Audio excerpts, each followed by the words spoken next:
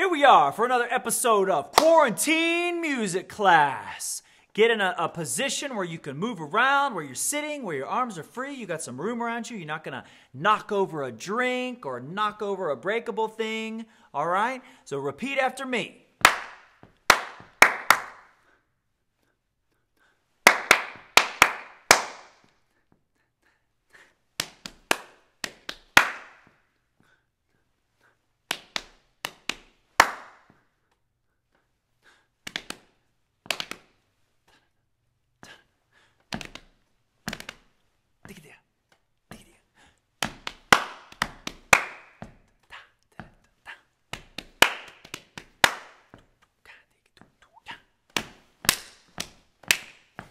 Don't hurt your hands.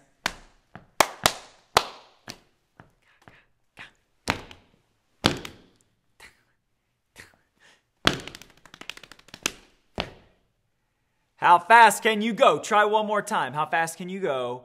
1, 2, ready, and... All right, very nice. Let's do some singing. Would you please warm up your voice? We're going to turn your voice into a basketball and bounce it together. When the ball goes up, your voice goes up, and when the ball goes down, your voice goes down. Are you ready? Bounce, bounce, bounce, bounce, and shoot it. Shoot! Very nice. Sing along with me. Do, re, mi, fa, sol, la, ti, do. Do, ti, la, sol, fa, mi, re, do. Now just you.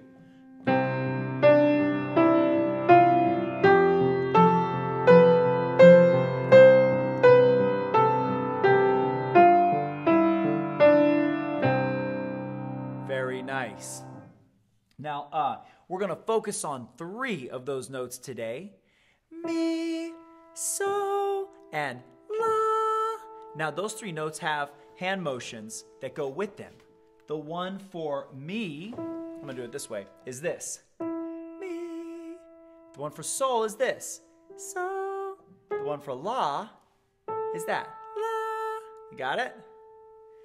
Mi, so, la. You try. Did you get it? Me. Try again. All right, now sing whatever hand motion I'm making. You ready? Go.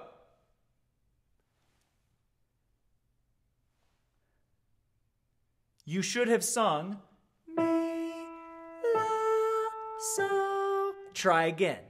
Here's another one. You should have sung so, la, mi. All right. So I'm going to open up a book here. This is this really awesome book I've been using. It's called Listen, Look, and Sing by Aidan G. Lewis. It's an incredible book for teaching. So sing along with me as I point to these notes here. As you can see, they're not note heads. They are just letters that tell you whether it's sol, la, or mi. Okay? So let's sing together. So, so, la, la, la, mi, so. Did you get that? Try again. So, so, la, la, la, mi, so. Notice I stop right there because this is a pickup note for the next measure. A pickup note is when a phrase begins before the downbeat. So here's our downbeat, and this is just a pickup note. So let's start here now, and I'm going to let you sing. Ready? 1, 2, 3.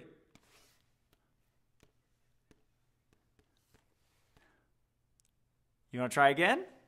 1, 2, 3.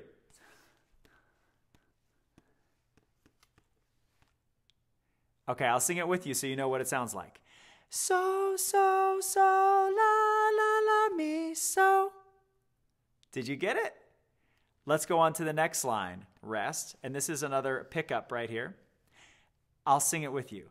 So, so, so, so, so, la, la, so, so, so, la, la. Try that again. Just you. 1, 2, 3.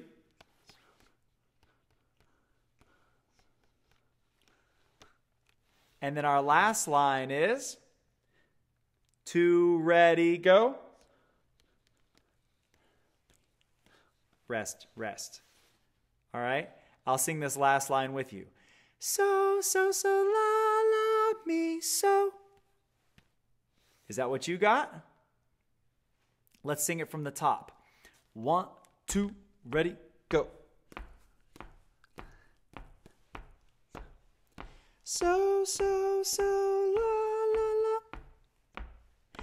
So, so, so, so, so, la, la. So, so, so, la, la. So, so, so, la, la, mi, so. Are you starting to hear what the different notes, what the different syllables sound like? Here are the words. 5 fat turkeys are we. We slept all night in a tree. When the cook came around, we couldn't be found, so that's why we're here, you see. Try again. Repeat after me. 5 fat turkeys are we. Your turn. We slept all night in a tree. Your turn. Sorry, you should have started right there. My finger made a mistake. We slept all night in a tree. 1, 2, 3. When the cook came around, we couldn't be found, so. All right, sing that. 1, 2, 3. That's why we're here, you see. Your turn. 5 fat turkeys are. We slept all night in a. When the cook came around, we couldn't be found, so that's why we're here, you. 5 fat turkeys are we. We slept all night in a tree.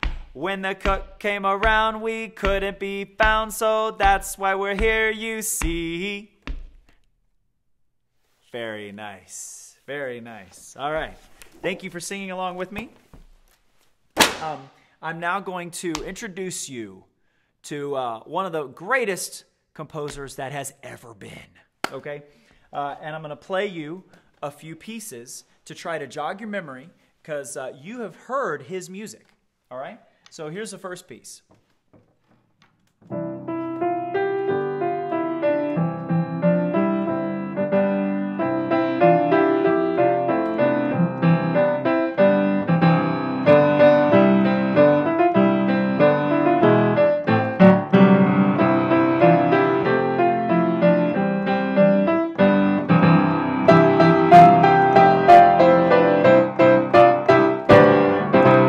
So that's just part of a symphony that he wrote.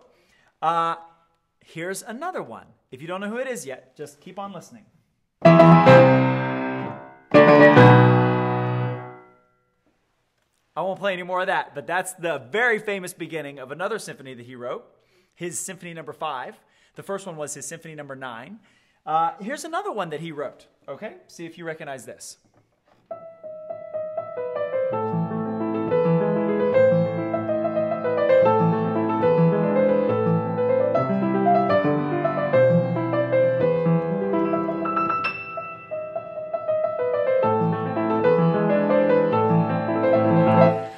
So that is another piece that he wrote. That's called For Elise. Can you guess who it is yet? Okay, his name is Beethoven. Ludwig Van Beethoven. And I'm going to read you a story about him today in this book, Lives of the Musicians, Good Times, Bad Times, and What the Neighbors Thought. And Beethoven is on page 24 here.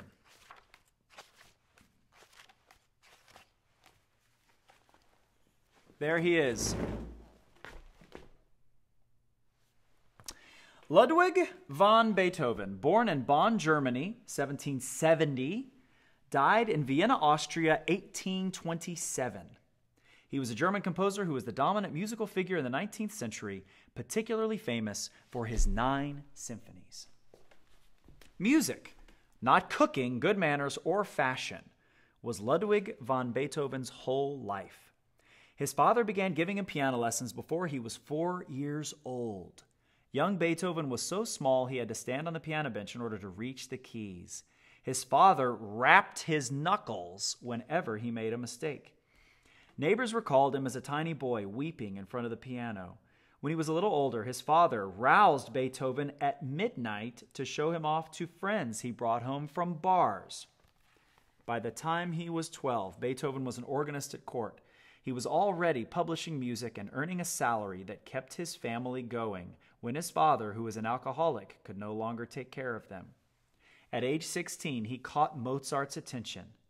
Keep your eyes on him, the older composer is said to have urged people. Someday he will give the world something to talk about. Beethoven had a difficult childhood, but he could be playful.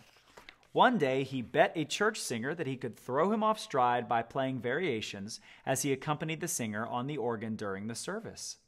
The singer accepted the challenge, but Beethoven won the bet. The singer was distracted, and Beethoven did get in trouble. Eventually, he became known as the greatest pianist of his time. He could play so beautifully that his listeners wept, and when they did, he would burst out laughing. "You are fools," he would say. Yet if people talked while he played, he would stalk off in a huff. If he didn't like the audience, he wouldn't perform at all. His talent and powerful personality attracted many friends, but his moodiness could make it hard to stay friends with them. He insulted everyone. For an overweight violinist, he wrote a song called "Praise to the Fat One." On his brother's business card, which read Johann von Beethoven, landowner, Beethoven scrawled Ludwig van Beethoven, brain owner. Once he became angry with a prince who was important to his financial health, telling him, "There are and there will be thousands of princes. There is only one Beethoven." A policeman arrested Beethoven one day for acting suspiciously. By this time, the composer was very well known, and the policeman refused to believe that the great Beethoven could look as he did. The fashionable hairstyle of the day was careful pigtails, but Beethoven let his thick hair grow long and wild. He also couldn't be bothered with clean or stylish shoes. When his clothes became too dirty and disgusting, his friends took them away during the night and brought new ones. Beethoven never noticed the difference. Even Beethoven admitted that he was not physically attractive. "I cannot love what is not beautiful, or I should be loving myself." He was short with a huge head and hairy hands. His face was scarred from smallpox, and he had sad, nearsighted eyes. In later life, his ears were stuffed with pieces of cotton wool soaked in some yellow fluid. Only his protruding teeth were always clean. He constantly rubbed them with his napkin. One of his favorite foods was macaroni and cheese. He also liked red herrings, a mushy soup of bread and eggs, and strong coffee that he made himself. Exactly 60 beans to the cup. Can you imagine that? He was notorious for his bad cooking and for his behavior in restaurants. Once he got so mad at a waiter that he dumped a plate of veal and gravy on the man's head and laughed. He had a loud laugh and a loud, annoying voice, and he liked to spit. He sometimes left restaurants without paying, and sometimes he wrote music on the bill.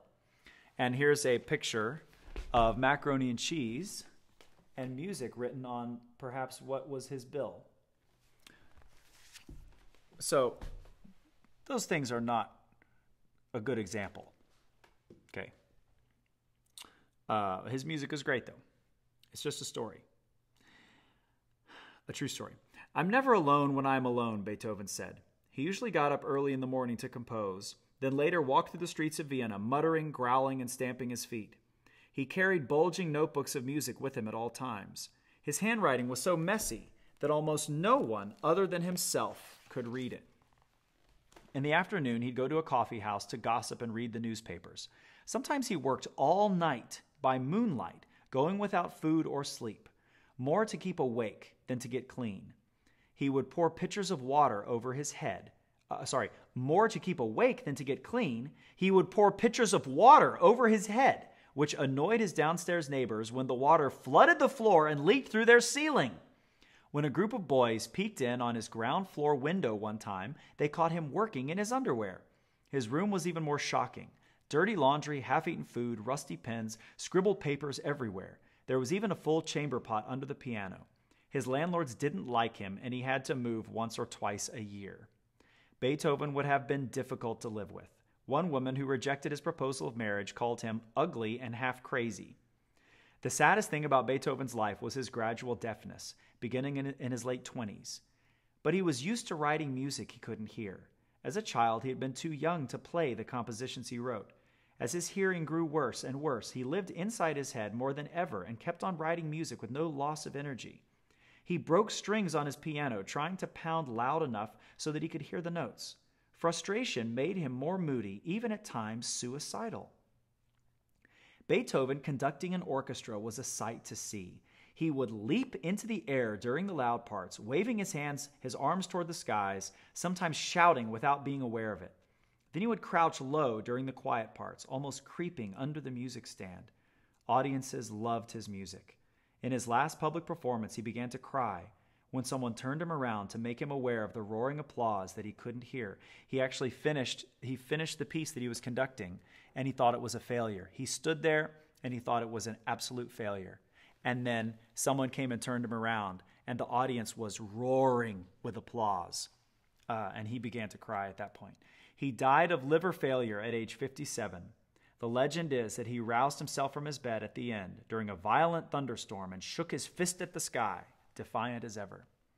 Mozart's Requiem, the same work Mozart had thought he was writing for his own funeral, was played at Beethoven's funeral. It was a sad day for Vienna. Vienna, Austria was one of the cultural centers of that time. 1 out of 10 people who lived there came to pay their respects. I think something that we can learn from the life of Beethoven is that there's no excuse for mistreating other people or being disrespectful or being ugly. There's no, in your attitude. There's no excuse for that. But if you have something that you love, that you love to do or that you love to learn about, it is okay to focus so intensely on that one thing, because that is how you will really become great at that, at whatever that is. And that's what Beethoven did. He loved music so much, he gave it all of his focus. So that's the end of our time today. I will see you next time.